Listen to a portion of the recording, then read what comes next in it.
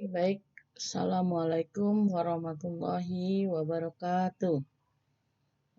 Selamat pagi, kita bertemu kembali dalam mata kuliah statistika, di mana pada kali ini kita akan bicara tentang statistika, terutama pada sub pokok bahasan tentang selang kepercayaan dua populasi untuk sampel mean independen. Untuk dua sampel independen.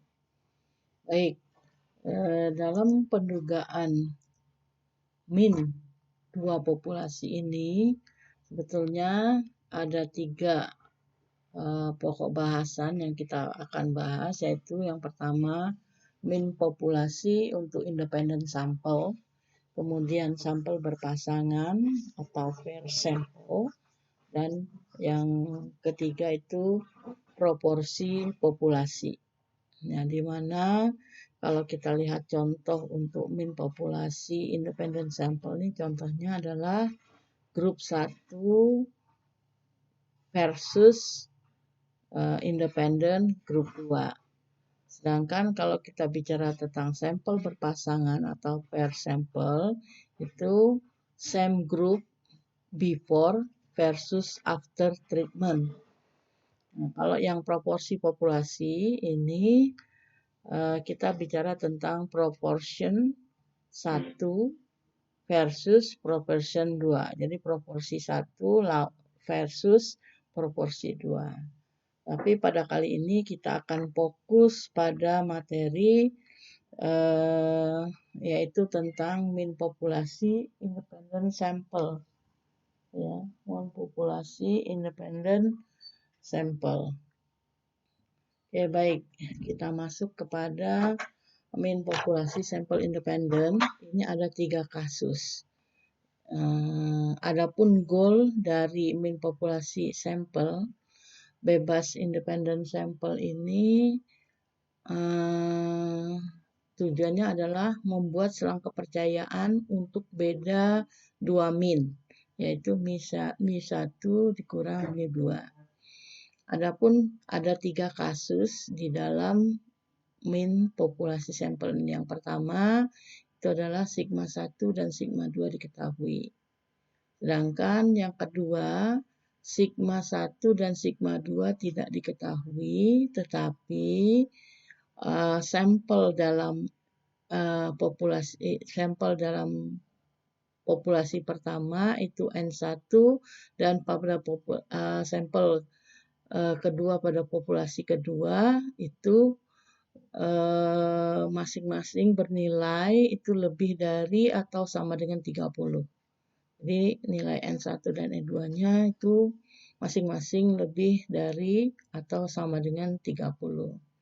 Sedangkan kasus yang ketiga yaitu sigma 1 dan sigma 2 tidak diketahui, tetapi banyaknya sampel pada populasi pertama atau pada sampel populasi kedua ini jumlahnya kurang dari 30. Jadi N1 kurang dari 30, N2 kurang dari 30.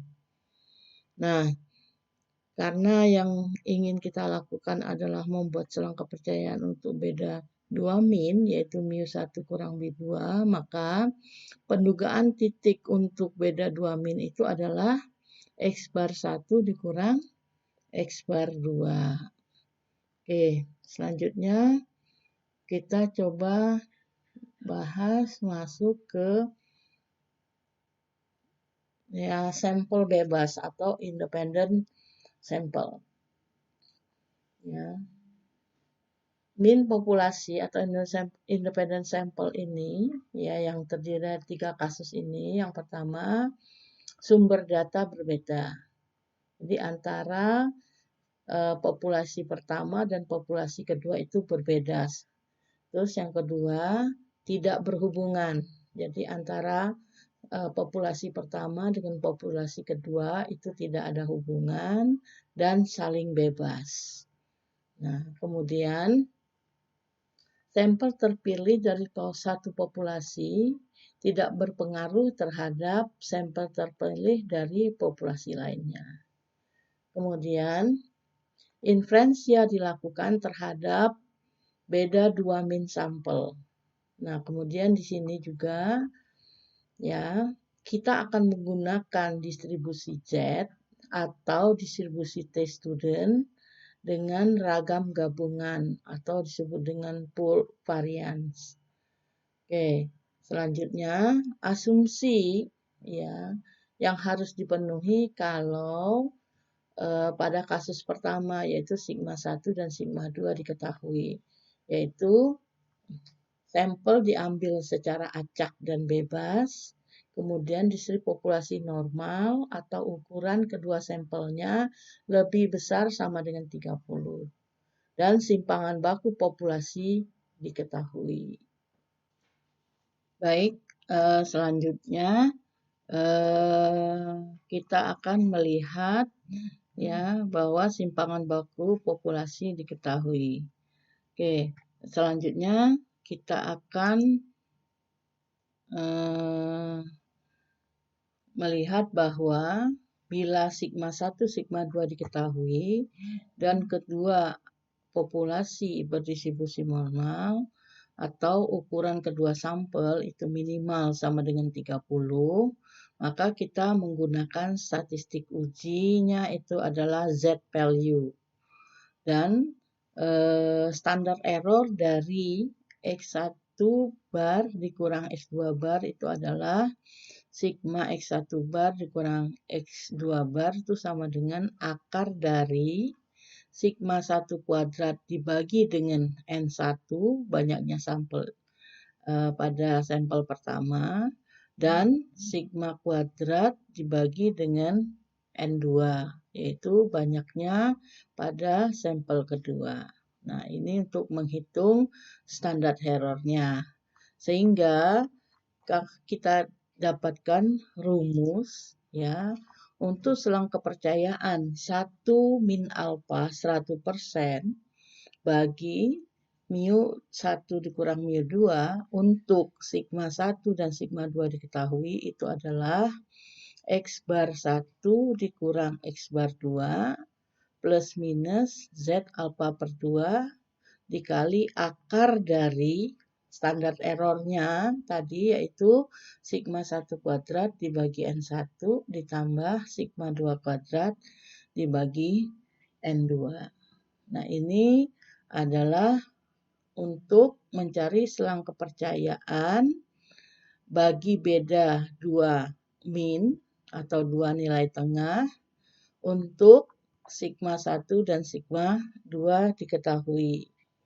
Nah, sedangkan yang berikutnya itu kita coba bahas tentang selang kepercayaan bagi beda 2 nilai tengah, tapi untuk ya sigma 1 dan sigma 2 tidak diketahui, tapi N-nya sampelnya besar atau large sample. Yaitu yang kedua yang ini, yaitu sigma 1 dan sigma 2 unknown, jadi tidak diketahui, tetapi N1 dan N2-nya masing-masing memiliki sampel minimalnya sama dengan 30 atau lebih dari 30. Nah, di sini asumsinya itu adalah bahwa sampel diambil secara bebas, acak dan bebas, kemudian sampel size-nya itu lebih besar sama dengan 30, dan simpangan baku populasi tidak diketahui. Jadi, tapi sigma 1 sama dengan sigma 2 sama dengan sigma. Artinya ragamnya homogen. Tidak diketahui tapi ragamnya homogen.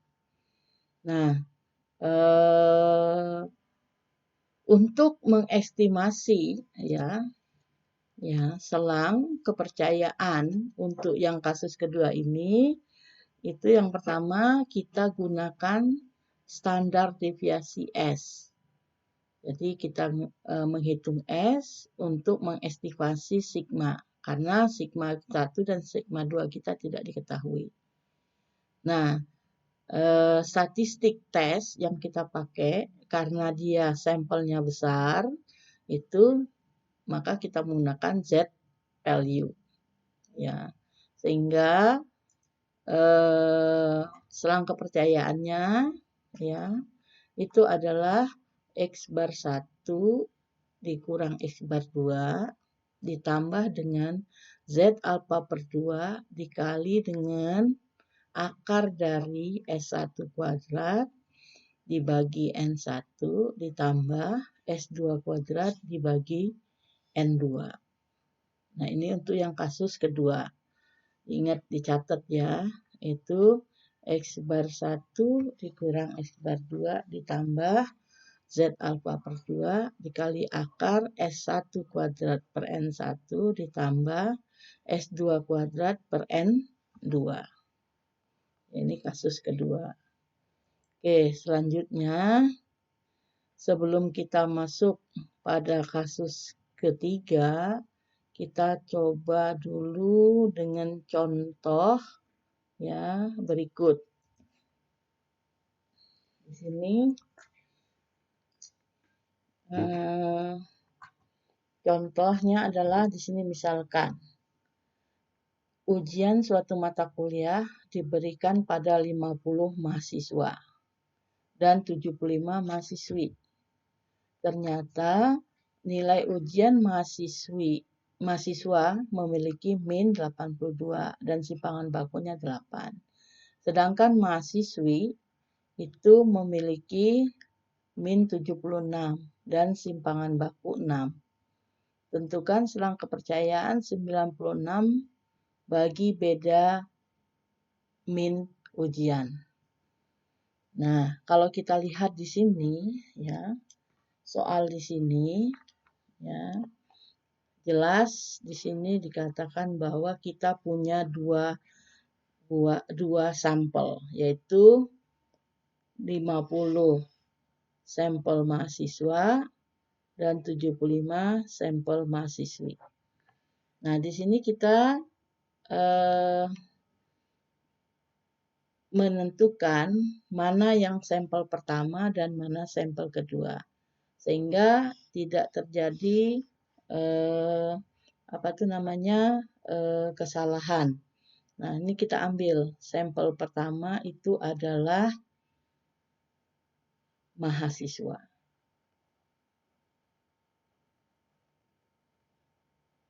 Dan sampel kedua itu adalah mahasiswi. Jadi ini bukan simpangan baku S di sini. S di sini adalah menyatakan sampel. Yang ini juga menyatakan sampel. Ya, sampel ke-1, sampel kedua. Nah, kalau kita menyatakan sampel ke-1, berarti kita tahu bahwa N1 sama dengan 50, ya, kemudian N2 sama dengan 75. Kalau kita lihat ini, N1 dan N2 ini, masing-masing itu nilainya lebih dari 30. Ya, kemudian kita lihat, didapat min mahasiswa, berarti X bar 1 sama dengan 82. Kemudian S, standar deviasi atau simpangan baku, S1 sama dengan 8. Kemudian X bar, ya sigma ya. Sigma, X bar 2 sama dengan 76. Dan simpangan baku sama dengan 6. Nah, di sini simpang baku diketahui. Ya, berarti kita menggunakan kasus pertama. Ya, jadi kita menggunakan kasus pertama. Nah, untuk kasus pertama itu rumusnya adalah ya X bar 1 dikurang X bar 2 ya, plus minus Z alfa per 2 dikali akar sigma 1 kuadrat per N1 ditambah sigma 2 kuadrat dibagi N2. Ini rumusnya, dia kasus pertama. Kenapa? Karena sigma 1, sigma 2 diketahui. Kemudian N-nya juga lebih besar sama 30. Ya, di sini. Artinya, maka berikutnya kita menginginkan selang kepercayaannya 96%. Berarti alfanya, ya, jadi alfanya sama dengan 100 dikurang 96. Berarti di sini 4%. Ya, 4%. Atau sama dengan 0,04. Nah, kalau kita lihat alfanya 0,04, maka alfa per 2 adalah 0,02. Sehingga kita bisa lihat di tabel, ya, untuk alfa 0,02, Z alfa 0,02 itu kita peroleh Z-nya adalah 2,05. Nah, sehingga kita bisa langsung masukkan ke rumus. Ini saya tulis di bawah ya. Jadi X bar 1 82 dikurang X bar 2 76 plus minus Z alfa per 2 2,05 ditambah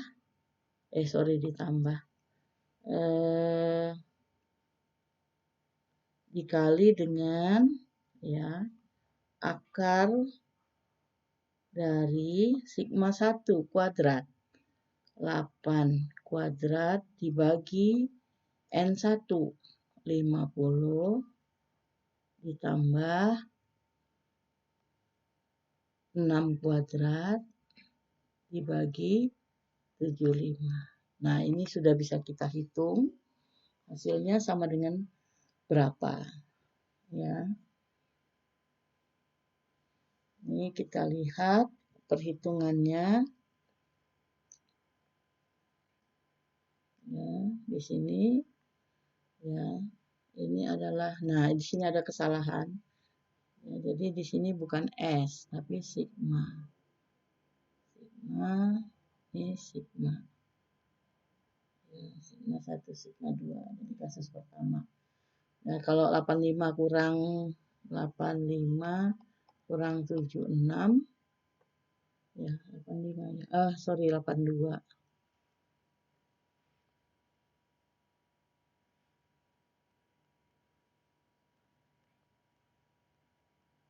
Jadi 82 dikurang 76. Nah, ini sama dengan 6. Ya, ini sama dengan 6. Kemudian Z-nya ini kita hitung.